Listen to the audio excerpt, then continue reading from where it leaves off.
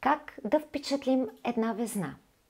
Няма да се разпростирам надълго и широко в това видео, затова нека накратко да очертая от какви типажи хора се чувства привлечен човек със слънце във везни, правейки уговорката, че така не мога да обхвана специфичните предпочитания на цялата група везни, понеже всеки индивид си е една вселена от качества, интелект, потребности, ценности, поведение и натална карта. И все пак съществуват няколко особености, характерни за зодиакалния знак, от които мога да изходя. Да ги разгледаме. Везните са миролюбив знак, който се опитва да избягва войни и конфликти, освен ако не се почувства предизвикан да влезе в такива. Гневливите и мрачни хора го потискат и създават напрежение в него. Затова, колкото по-балансиран, лъчезарен и позитивен сте, толкова вероятността да привлечете погледа му нараства. Добрите обноски, мекият тон и усмихнатото ви лице ще я предразположат да ви се довери по-лесно. Тактичното поведение също.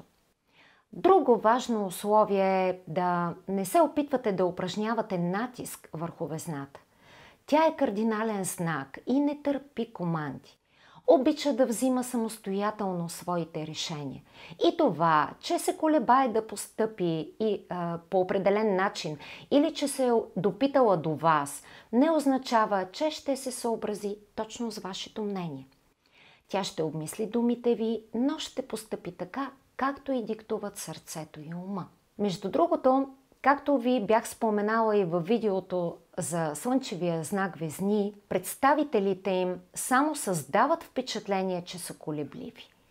Такива са, но за незначителните и дребни неща. За съществените в живота си взимат решения много експедитивно и са категорични в тях. Повечето мъже и жени от този знак обръщат внимание не само на своята визия, но и на тази на околните.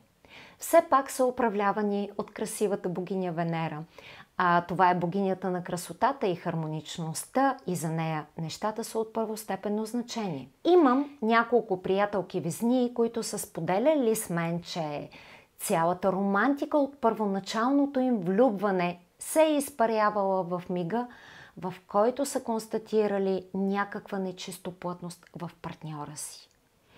Да желаете ли да направите добро впечатление на везната? Изкъпете се. Оправете си косата, ногтите. Облечете си хубави и стилни дрехи, които ви подхождат на телослужението. Сложете си любимия парфюм, но без да се поливате с него. Следващата характерна тяхна черта е романтиката, нагласата им и умението им да се забавляват. Везните са ценители на изкуството под всички негови форми и голяма част от тях носят артистичен талант. Така че подобаващо ще оценят предложението ви да посетите някоя театрална постановка, изложба или концерт, да изпиете чаша хубаво вино и да похапнете в изискан ресторант, да послушате любимата им музика, но заедно. Да потанцувате или да попеете дори. За някои астрологични знаци запалените свещи за вечеря, цветята, дребните подаръчета като жестове или наблюдаването на красивия залез могат да звучат като лигавщини или излишни блудкави сцени от някой романтичен филм. Но не и за везната, която ги намира за очарователни. Тя се впечатлява от щедростта и вниманието, които и се оказват. И ако вие притежавате чувство за хумор, не се бойте да го покажете.